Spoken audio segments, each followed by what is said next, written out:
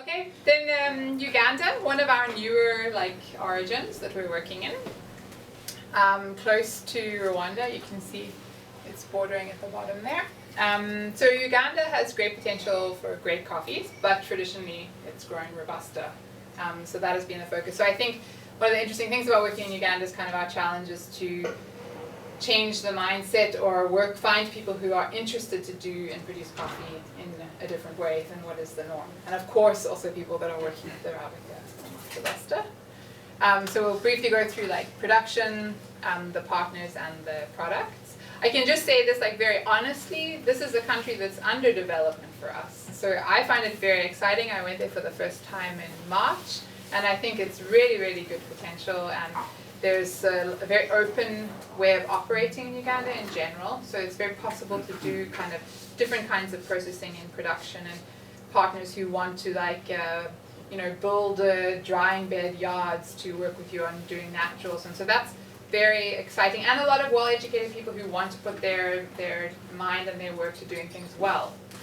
So I think there is a lot of potential, but it's going to take us some time to get things as smooth as some of these other countries that we've been working in for years and that have had an existing infrastructure for specialty coffee for years as well.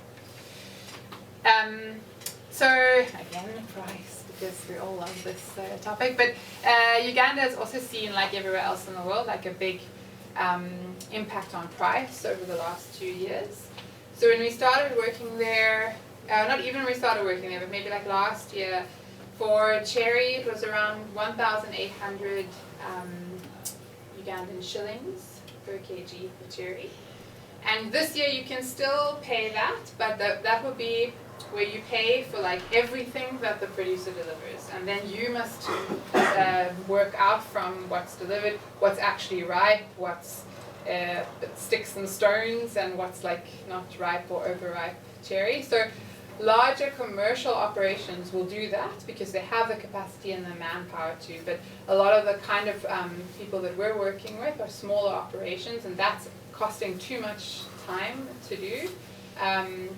And they don't have the capacity for it, so you actually end up paying a higher price in order to get ripe cherry, or riper or more better selected cherry. So now it's ranging from around it's around 2,300, 2,400 per kg of red cherry, and we'll see, because now they have 2 harvests, or there's different regions, and the different regions both sort of have 2 harvest periods, but some are not really having enough to consider a second harvest really viable, but we work basically in the east and the west of the country.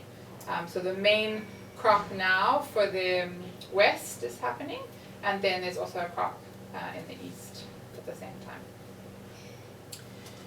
time. Competition, also something that's hugely increased in Uganda in the last 2 or 3 years. Of course, it's a place that, because there's capacity for development in terms of the product and production and quality, it also means that there's a place to make sort of, with those improvements, to also make profits. And so you see a lot of more commercial companies looking for cheaper coffees that they might have once upon a time bought in places like Ethiopia, which is just not possible to do anymore, shifting their attention to a country like Uganda to access those volumes. And of course Robusta is a huge market, and one that, while we don't deal in it, it does make a lot of money. So that's also an important part of operations in Uganda. So generally there's a lot of companies and this is not negative at all, but there's a lot of companies like Sukafina or Volcafe, thank you, who are coming into areas they never used to operate, and they're having purchasing with Olam, for example, and then they are, because of other mechanisms within the expanse of big organizations like that, they're often able to offer prices that other small operations can't really compete with unless they have a committed buyer. So all of the operations we work with in Uganda at the moment, we work very much on the basis that they are producing a product to what we are requesting, and we are engaging in conversations around price as to what would make that feasible for them to even do. And that's challenging because it's not an off-the-shelf price that we can really be off-the-shelf product that we can really be very competitive on price with. But the reality is, unless we work like that in Uganda, we also won't get the kinds of coffees or product that we really think is very interesting. you will then get more of the kind of normal Ugandan washed coffees or naturals, which are pretty rough. And we just think like Uganda has a lot more to offer, and if we work like this now, over time, that will become it'll become broader, the more people operate like that to that quality level, but this is in between phase of trying to set like a new standard within the country and within the production that is happening there. You're also asking producers to take like a fair amount of risk. And volumes, this has also been like pretty unstable over the last year or two. So now we're going into a season that we will see what the production is. And we ourselves are not buying like huge amounts yet, but we also haven't been able to get as much as we would like to buy. But the focus is while we want to grow, and of course while we want to see some, like volume is related to profitability for most coffee production or coffee companies to a certain extent. So we want to see that grow, but we also want to maintain quality. So it's kind of the two things hand in hand when working throughout the supply chain to see how we can manage this. So our partners, our two main partners, of course, we are also looking to sort of grow and integrate with other partners in Uganda as well. But the two partners we're working with consistently at the moment is a private washing station called Kingha Estate, which is owned by a Canadian. And then he has a small farm as well. It's not productive at the moment, but we should see in the next year or two some production from it. That's the guy that does the anaerobic in the bags? Yes. Yeah. He does that for us, but yeah, he does it. And then Bulambuli, which is like an area that we are working with a partner of ours who actually works across East Africa, and they work like at a broad range of qualities, but they're very invested in developing their business for the specialty market and finding the right partners. So we have partnered with them in Kenya. We have we work with them in, where's the other place? We used to work with them in Costa Rica, but we stopped working there. Used to be Tanzania. Used to be Tanzania, but we also stopped working there. So we have like a long existing relationship with them, and so they kind of made a proposal that they really wanted to do something in Uganda that was better than what they were doing, but they didn't have like a market for it. So we've partnered with them to create a space where we can process coffee in a very controlled way. I have to say that they have an incredible team of sort of like young agronomists and engineers working in coffee who are like amazingly attentive to this project, considering like it's this much of the volume that they do as a whole. So I'm very like positive and excited about how that will progress. It's both the Ugandans, the young people working in this area with them is like Ugandans and Kenyans who are sort of pushing it forward and doing a great job of like working on the technical side, but also working with producers in the field. So this is Kingha Estate. So like that's the office up at the top there. There's like an area for a manager to sleep and a bathroom, and then there's like all the drying tables and processing area. It's also quite interesting. It's quite hard in places like Uganda. A lot of these sort of sites like this is very rural and remote, and so to get people who want to go there to do who want to go there and not from there, who also have like interest in and understanding or knowledge of coffee to also like want to do this well, that is like quite a big challenge. Like one of the biggest challenges the owner has found here is to find a manager, someone who would just be willing to spend like 8 months just being in the middle of nowhere processing coffee. These are the people that work with him. So and then also like an example of how they are doing floating of the cherry. So they're using these buckets that they've got like they've made like holes in the bottom. It's like painstaking. But they put the cherry in and then put water in a cement tank. And then they put the buckets in the cherry in, and then they move the cherry around. And then as the floaters come up, they remove them, and then they take the whole bucket out when they just get left with the heavy coffee. So it's kind of a makeshift way of processing, but just as an example of how heavy the work can be when you're operating at this kind of like level.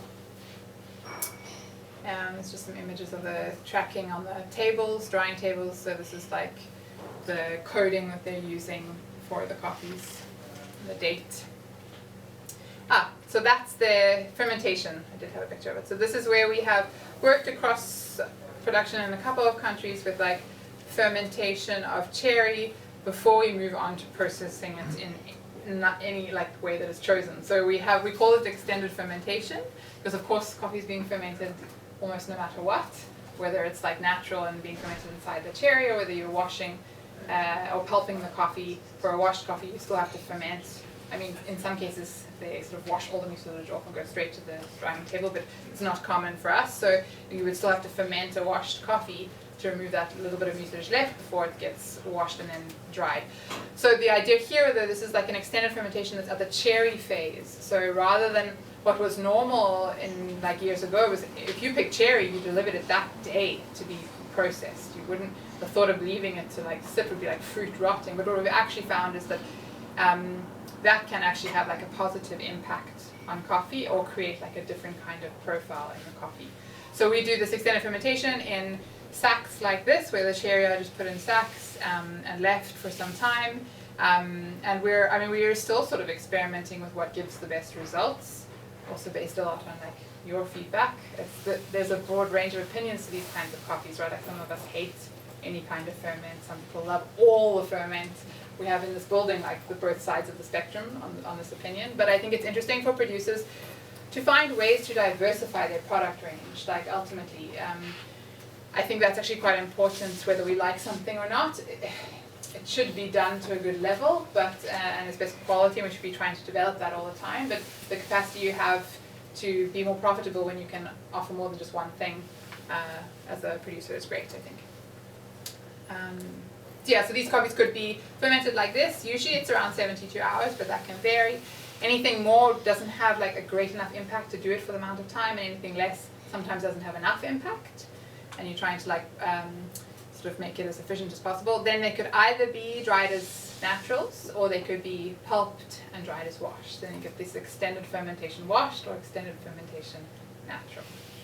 And of course not anaerobic because they will be exposed to the air. Here's just an example of the naturals drying on the beds, the raised beds at Kingham Estate, and the washed. Okay, and then Bulambuli. So this is a site that was built like just for us and from spec. So it was quite an interesting process of working with them. And the coffees, I have been like very like impressed by the production and the cutting. But it's early days. So these are some of the farmers that we work with in this area who are really smart and intelligent. And when I went up there, they had a lot of interesting questions about how we saw like the future of coffee in Uganda and like what our ideas were about working there. That sounds, maybe it sounds like it's incredible the amount of times you visit farmers and the only like questions or dialogue you're really having is about price, which I understand is very relevant. And maybe it's the only time they get to see some white person who they know is like the money person for them in that context, although sounding rude to say that. But it's like very impressive when a person is thinking about more than just how much money they make. I mean, even for us, when we go for a job interview or when you think about what you're going to do with your life, there's some element of like your personal economy, right? We get opportunities to have those conversations or make those choices very freely in our lives. Not everybody does. So when you're first there and the conversations are about money, I don't have a problem with that. But it's very interesting when people come with like very thought about and very like interesting questions about what we want to achieve in coffee as a buyer. Then this is just pictures of the site. So there's the tanks that would be used for fermenting the washed coffee, so the parchment once it's pulped, some cherry sorting, and then the drying. That's a big area for drying naturals because we have kind of focusing on producing more naturals in Uganda. We've had good results, and we see that of course there is more demand for naturals in general in the market. Although I have been told to slow down a little bit with this lately, so we'll make sure we have enough washed for you all. The Bulambuli natural was great. Oh, thank you. I'm glad that you enjoyed it. I can't say I definitely wasn't the one doing most of the work, but we were very impressed with the work that they did in those coffees as well. So here's the drying yard, just pictures of the naturals on the beds. Incredibly, through this process, what we have learned is how much space you need to try naturals. It's quite remarkable. Like to do naturals at scale and well, you need like a huge amount of space. So that's been one of the biggest like things we have learned in this process, and I'm sure we have a lot more to learn as we move forward. There's some of the washed. Yeah, so the products that we're producing from both sites are washed. We are doing some, or they're experimenting with some anaerobics and extended fermentations in Bulambuli. Nothing that we have yet to offer you to buy, but we will plan to do it in the future. When I cupped the sort of small samples that they had started with, they were tasting good. That was in March from last season. And then at the Kinga Estate, they was doing washed naturals and extended fermentations. This year we will look a little more, now that we work, as we work year after year, we can look at a broader range of data from cupping and feedback from clients and longevity of the products to start to make different decisions around what we should produce based on what's having the best results. So we will also always alter the production when we work in this way with a producer or partner to do a better job for what you're interested in and also what we think is tasting good. But also what like is cost effective, like what makes sense to do in terms of the work and the time and the money put into it and the results.